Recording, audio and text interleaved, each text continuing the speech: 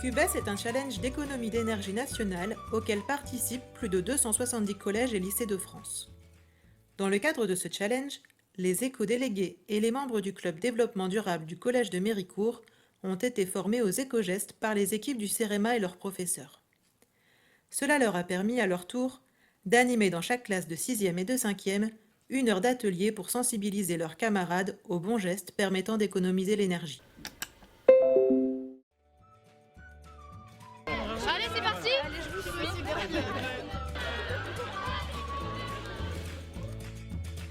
C'est un projet qui dure 5 ans.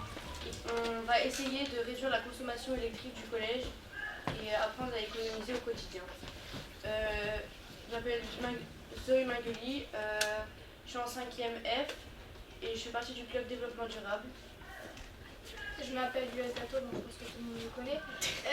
Je suis éco-déléguée en 6e.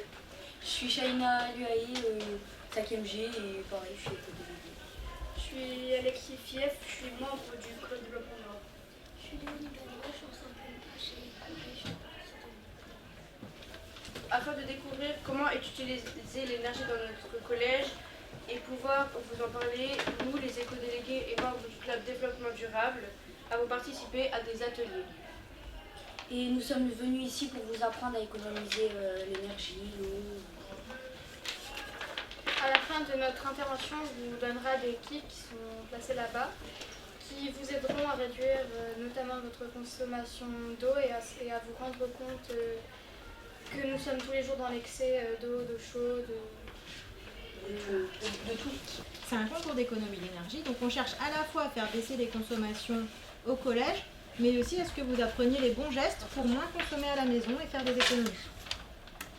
Nous avons travaillé sur 4 ateliers. Les consommations électriques de nos appareils, L'éclairage, Le chauffage. le confort, Aujourd'hui, nous allons vous en présenter 2. la consommation électrique. et l'éclairage.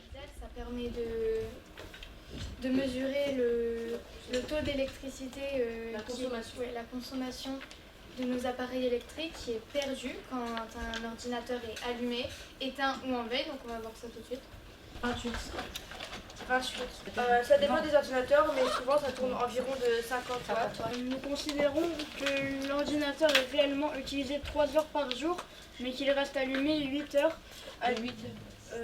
de 8 heures à 18 heures, soit 10 heures dans la journée. Est-ce que ça vous l'avez déjà vu au collège, des ordinateurs qui restent allumés alors qu'ils ne sont pas utilisés? Oui. Oui, ça arrive souvent. Hein. Alors là, je vais mettre en veille l'ordinateur. Le temps d'attente, je vais faire une petite remarque. Puisqu'on parle de watts, en fait, ça mesure quelle. Voilà, c'est la puissance.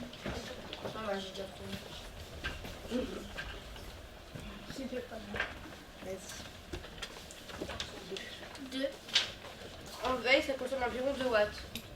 Alors déjà, on peut remarquer que quand l'ordinateur reste allumé et quand il est en veille, il consomme beaucoup moins quand il est en veille. Même à la maison, plutôt que de laisser l'ordinateur allumé toute la journée, si vous pensez ne serait-ce qu'à le mettre en veille, eh ben, ça fera des économies financières pour vos parents. Par rapport à tout à l'heure où il restait allumé pendant 30 heures, on voit déjà que si par exemple on faisait juste l'effort d'éteindre l'ordinateur, De le mettre ou de le mettre en veille, on peut quand même économiser jusqu'à À peu près. 200 watts à peu près. Oui. Et ensuite, l'ordinateur éteint.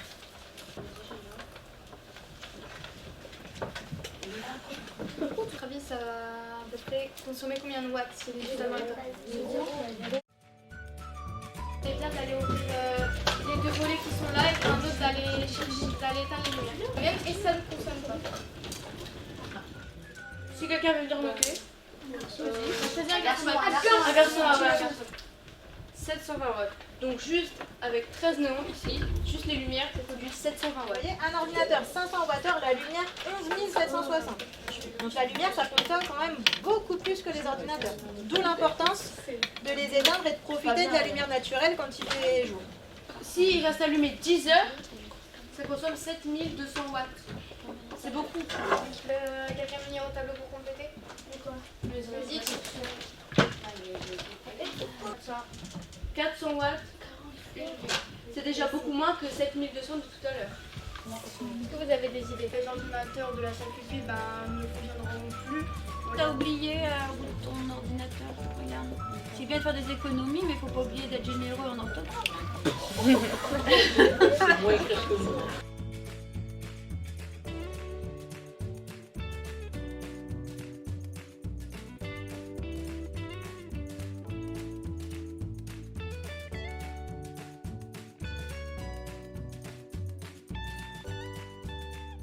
Alors le mousseur là, il est prévu pour votre salle de bain. Donc l'idée c'est qu'en fait ça va mettre de l'air dans l'eau. On utilise moins d'eau en ayant la même sensation de mouillage. C'est-à-dire que vos mains seront tout autant mouillées mais vous allez utiliser moins d'eau. Alors Brahim, tu penses que tu fais des économies d'énergie, pourquoi? Parce que dans 20-50 ans, il n'y aura plus d'eau. Ah, parce que tu penses à l'avenir, c'est d'accord. Donc vous êtes en train de nous dire qu'avec des petits gestes, on peut faire des grosses économies. Par exemple, vous vous brossez les dents, vous faites comment? Vous allumez le robinet puis vous laissez couler généralement. Ben voilà. Alors, on part pas sans remercier les élèves. Merci.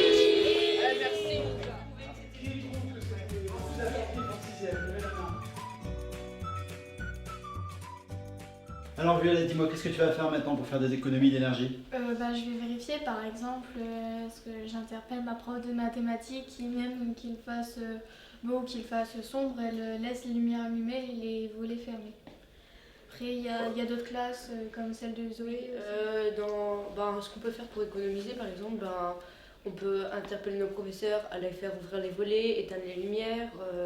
Pour le chauffage, après je sais pas si dans les classes on peut le régler, mais des fois on ouvre les fenêtres quand il fait chaud alors qu'on pourrait baisser le chauffage ou voilà. Moi, dès que je passerai dans le hall, je fermerai toutes les portes parce qu'elles restent tout le temps ouvertes. Ne pas gaspiller de la nourriture pour rien. Et donc à la maison, qu'est-ce que vous allez faire de beau? Vérifier si les aérations des fenêtres elles sont bonnes, sinon on met du joint dessus. Et comme ça, ça permettra que même si le chauffage est allumé, il n'y ait pas d'air de l'extérieur qui rentre à l'intérieur et que le chauffage il sert pour rien en fait. C'est des bonnes idées ça.